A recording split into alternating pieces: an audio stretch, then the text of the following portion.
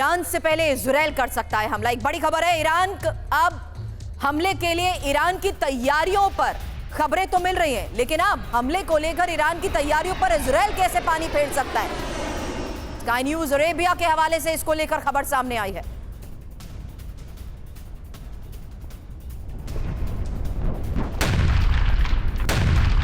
अमेरिकी जनरल मध्य पूर्व पहुंचे। एक और खबर है, जनरल माइकल कुरेला मध्य पूर्व पहुंचे हैं। अमेरिकी सेंट्रल कमांड के कमांडर हैं जनरल माइकल कुरेला।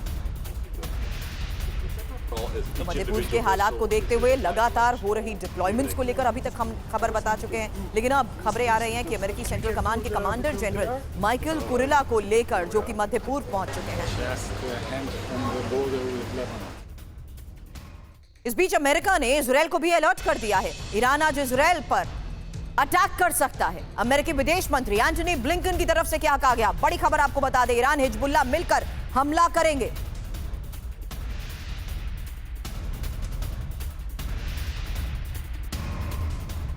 अब ईरान के संभावित हमलों पर अमेरिका से लेकर इजराइल तक मीटिंग्स का दौर तो जारी ही है, लेकिन ये इंफॉर्मेशन आपके सामने उस आधार पर क्योंकि एक्सियोस पोर्टल की ये रिपोर्ट है जिसमें दावा यह किया जा रहा है कि अमेरिकी विदेश मंत्री एंटनी ब्लिंकन ने रविवार को G7 देशों से कहा है कि ईरान और हिजबुल्लाह मिलकर इजराइल के खिलाफ आज यानी सोमवार से हमले की शुरुआत कर सकते हैं। ब्लिंकन ने यह भी कहा है कि हमलों के प्रभाव को सीमित करने से पूर्ण युद्ध को रोका जा सकता है। हालांकि पोर्टल का यह भी दावा है कि ईरान इस बार भी वैसा ही हमला करेगा जैसा 13 अप्रैल को किया गया था।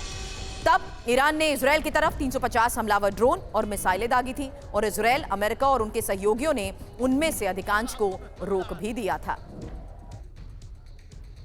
हालांकि बड़ी खबर यही है कि अगले 12 घंटे में मध्य पूर्व की स्थिति कैसे बदलने वाली है और कैसे ईरान का गुस्सा आज फटने वाला है, क्योंकि 12 घंटे में ईरान और इजराइल युद्ध को लेकर खबर जिस आधार पर सामने आ रही है उसमें सवाल अभी भी यही बना हुआ है कि आखिर हमले को अंजाम ईरान कैसे देगा। इजरायली सैन्य ठिकानों पर मिसाइल अटैक, दर्जनों ड्रोन से इजरायली शहरों पर हमले, सीरिया और इराक में यूएस ठिकानों पर भी हमले को लेकर खबर बढ़ी है। हालांकि इजराइल में तैयारी को लेकर इनपुट आपके सामने, क्योंकि हर तरह के डिफेंस सिस्टम सक्रिय कर दिए गए हैं। इजरायली सेना हाई अलर्ट पर है, नागरिकों को बंकर्स में जाने को भी कहा जा रहा है। साथ ही अमेरिका की पहल, जहां एंटनी ब्लिंकन ने G7 देशों को आगाह किया है और कॉन्फ्रेंस कॉल में कहा है एकजुटता की जरूरत है, ईरान हिजबुल्लाह पर दबाव डालने की जरूरत है, हमलों के प्रभाव को सीमित करना संकल्प। अब जिस तरीके से अब ये खबरें सामने आ रही हैं, आपको बता दें कि बड़े पैमाने पर युद्ध के लिए इजराइल की तैयारी को लेकर भी खबर मिल रही है, क्योंकि भूमिगत बंकर्स को खोला गया है और लोगों से सावधान रहने को कहा गया है। तो एक तरफ जहां लोगों से अलर्ट करने को कहा गया है, उसी के तहत खबर ये सामने आ रही है कि अब भूमिगत बंकर्स भी खोल दिए गए हैं। तो बड़े पैमाने पर इजराइल की भी अब तैयारी है।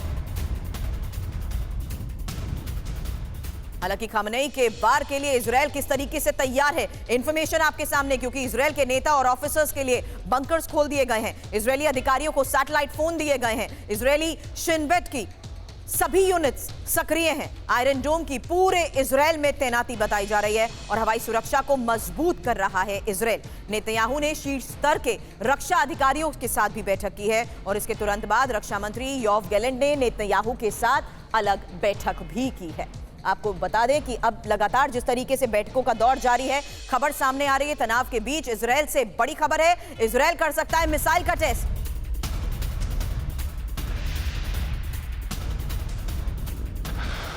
जेरिको 3 मिसाइल का टेस्ट संभव है। परमाणु बॉम्ब ले जाने में यह सक्षम है मिसाइल।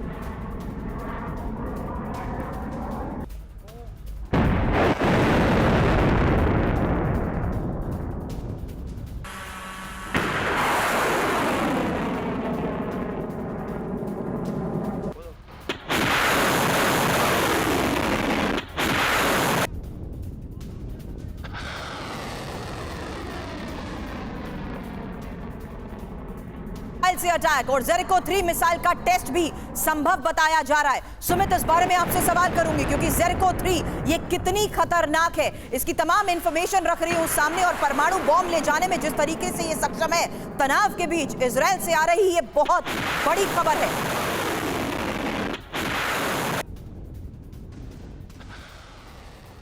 जेरिको 3 कितनी खतरनाक है, अब इसकी सबसे पहले रेंज जानिए, क्योंकि 4800 से 6500 किलोमीटर इसकी रेंज बताई जा रही है। पेलोड 750 किलोग्राम, लंबाई 15.5 मीटर, चौड़ाई 1.56 मीटर और वॉरहेड परमाणु, जैविक और साथ ही पारंपरिक वॉरहेड ले जाने में ये सक्षम है। हालांकि जिस आधार पर सुमित इजराइल की तैयारियों की हम यहां पर खबरें दिखा रहे हैं और यहां पर खबर जेरिको 3 को लेकर आई है, ये क्या साफ तौर पर संकेत दे रही है सुमित?